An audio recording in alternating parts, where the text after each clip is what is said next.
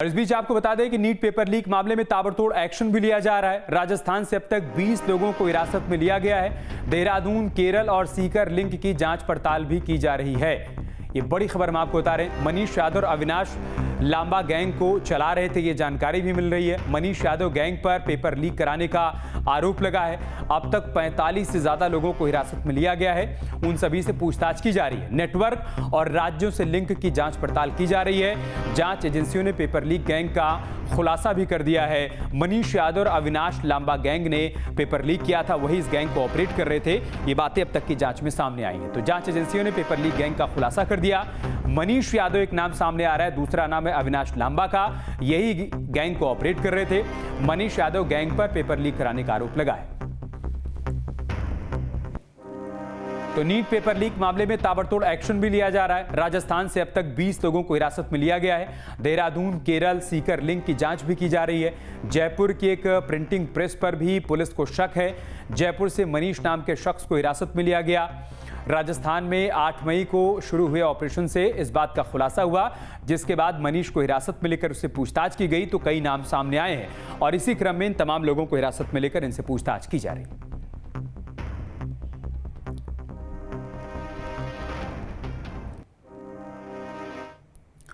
तो NEET UG 2026 की परीक्षा पेपर लीक मामले में अब सियासत भी तेज हो गई है। राजस्थान के पूर्व मुख्यमंत्री और कांग्रेस के नेता अशोक गहलोत ने सरकार पर जमकर हमला बोला है। 3 तारीख को एग्जाम हुआ था और छात्रों ने, अभ्यर्थियों ने 3 और 4 तारीख को ही पुलिस को रिपोर्ट कर दी, तो कोई परवाह नहीं करी पुलिस ने। फिर उन छात्रों ने एनटीए को लिखा, तब जाके उन्होंने डीजी पुलिस को, मैंने सुना है, या इतला करी कि भाई ये शिकायत हमारे पास आ रही, राजस्थान से आ रही। तब केस एसओजी को दिया गया। उन्होंने 20-30 लोगों को अरेस्ट कर लिया। पर ये समझ के परे है क्या कारण था कि एफआईआर तक दर्ज नहीं कर रहे थे। मैंने कल ही मांग करी कि आप एफआईआर दर्ज क्यों नहीं कर रहे हो। आपने बैठा रखा उनको, आप उनका अरेस्ट करें, कार्रवाई शुरू करें, जांच शुरू करें। पूरे राजस्थान की बदनामी हो रही थी। पर ये समझ नहीं आ रहा कि स्टेट गवर्नमेंट ने क्यों ऐसे स्टेशन दिए होंगे। एसओजी संस्था जो है उनके अधिकारियों में असमझ पैदा हो गई कि हम कार्रवाई आगे बढ़ाएं नहीं बढ़ाएं। ये खबरें भी आ रही थी एसओजी से भी। ये बहुत ही अनफॉर्चुनेट बात थी। तो इस पेपर लीक का कनेक्शन बिहार से भी सामने आ रहा है। बिहार बीजेपी के अध्यक्ष संजय सरावगी ने यह कहा है कि इस पूरे मामले की जांच करवाई जाएगी और जो लोग भी इसमें दोषी होंगे, जिनके जरिए भी पेपर लीक किया गया होगा, उन सभी पर कार्रवाई की जाएगी। बिहार बीजेपी के अध्यक्ष संजय सरावगी ने और क्या कुछ कहा है वो आपको सुनाते हैं।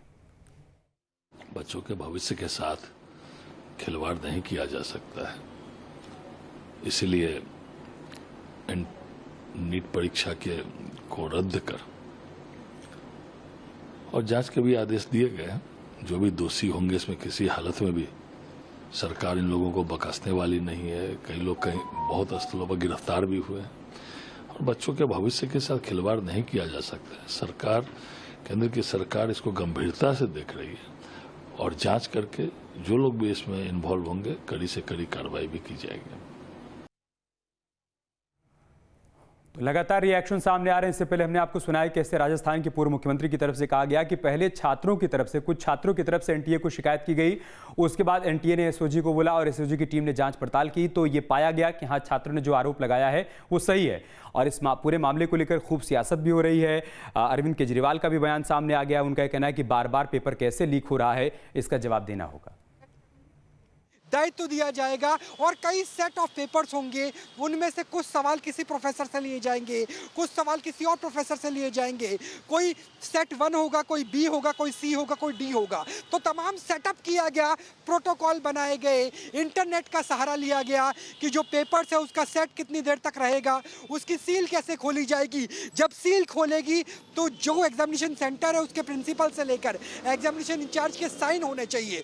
तो प्रोटोकॉल बहुत है, लेकिन लेकिन जिस तरीके से भारत के कानून है वैसे ही भारत की व्यवस्था भी नजर आती है कि प्रोटोकॉल में कहीं कोई कमी निकालना भले ही मुश्किल हो, लेकिन फिर भी जो पेपर है वो लीक हो जाता है। तो जरा सोच के देखिए, यहाँ पर पेपर लीक हुआ 3 मई का पेपर, 1 महीना पहले वो कुछ ही स्टूडेंट्स के पास गया था। अगर तब तक रहता तो शायद ये खबर निकलती नहीं, शायद एसओजी बनती नहीं, लेकिन फोटोकॉपी हुई और स्टूडेंट्स के पास पहुंचा और तब हम मामला सीबीआई तक पहुंच गया है। जी, तो हमारे सहयोगी राहुल डबासी बता रहे हैं कि एक ऐसी व्यवस्था बनाई जाती है जिसमें पेपर लीक की कोई गुंजाइश ही नहीं होती है। ऐसे दावे भी एनटीए की तरफ से किए जाते हैं। उसके बावजूद अगर पेपर लीक हो रहा है तो ये सवाल बरकरार है और उसका जवाब देना होगा कि बार बार पेपर लीक क्यों हो रहा है, बार बार छात्रों को इस तरीके से एक ही परीक्षा क्यों देनी पड़ रही है। इन तमाम सवालों का जवाब देना होगा और सीबीआई को भी अपनी जांच में इन सवालों का जवाब तलाशना होगा कि क्या ये गैंग, क्या पेपर लीक का जो गिरोह है वो इतना स्ट्रांग है, वो इतना सक्रिय और इतना मजबूत है कि वो इसमें सेंधमारी कर रहा है, एक बार नहीं बार बार कर रहा है। ऐसे तमाम अनसुलझे सवाल है जिनका जवाब सीबीआई को भी तलाशना होगा। फिलहाल अभी तक की जो बड़ी बातें सामने आ रही हैं वो हम आपके साथ साझा कर रहे हैं। 3 मई को पेपर होता है, 23 लाख परीक्षार्थी पेपर देते हैं। इस बार वो इस परीक्षा का हिस्सा बनते हैं और उसके बाद 8 मई को जानकारी सामने आती है कि राजस्थान के कुछ हिस्सों में परीक्षा से पहले ही पेपर छात्रों को मिल गया था, जिसके बाद एसओजी की टीम जांच पड़ताल करती है और एक के बाद एक बड़ी बातें सामने आती हैं। ग्राफिक्स के जरिए भी पूरे मामले को हम आसान करके आपको समझा रहे हैं कि कैसे पेपर लीक हुआ। दरअसल गेस्ट पेपर में कई ऐसे सवाल थे जो असल परीक्षा में बिल्कुल हूबहू पूछे गए। 10 मई को एसओजी ने 15 संदिग्धों को हिरासत में लिया। देहरादून, सीकर, झुंझुनू से 15 संदिग्ध हिरासत में लिए गए और उनसे पूछताछ शुरू हुई। 720 में से 600 नंबर के सवाल 2 दिन पहले ही सीकर पहुंच चुके थे। गेस्ट पेपर केरल के एक कॉलेज के एमबीबीएस छात्र ने भेजे थे। 1 मई को केरल के स्टूडेंट ने सीकर में गेस्ट पेपर भेजा था, ये जानकारी सामने आई और गेस्ट पेपर हाथ में लिखा गया था, हैंडराइटिंग एक जैसी थी, ये बात भी सामने आई है। गेस्ट पेपर में फिजिक्स, केमिस्ट्री और बायोलॉजी के सवाल थे। इसमें बड़ी बात ये सामने आई है कि बायोलॉजी के लगभग 90 में से 90 सवाल हुबहू वही आए हैं जो गेस्ट पेपर में थे। वहीं केमिस्ट्री को लेकर ये दावा किया जा रहा है कि 45 में से 35 क्वेश्चन ऐसे थे जो कि सेम टू सेम आए हैं। इस वजह से ये पुख्ता हो गया कि हाँ, पेपर लीक हुआ एग्जाम के पहले।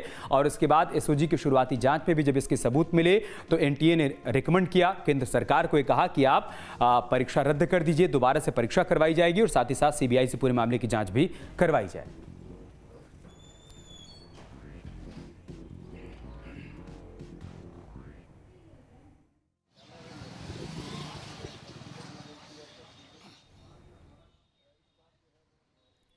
इन सब के बीच छात्रों के लिए मुश्किल ये है कि उनको दोबारा से परीक्षा देनी होगी, लेकिन परीक्षा कब देनी होगी ये फिलहाल अभी तक साफ नहीं है। मतलब परीक्षा की अगली तारीख एनटीए की तरफ से बहुत जल्द घोषित की जाएगी, लेकिन एनटीए ने जरूर कह दिया है कि दोबारा से में देखा गया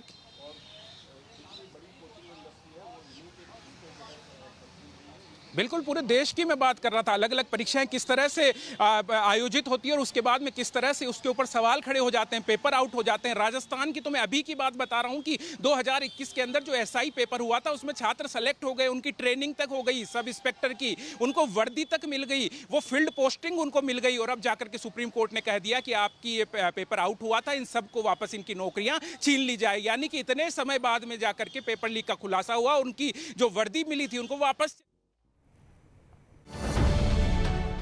अब से डीडी फ्री डिश की चैनल नंबर 57 पर देखिए न्यूज नेशन।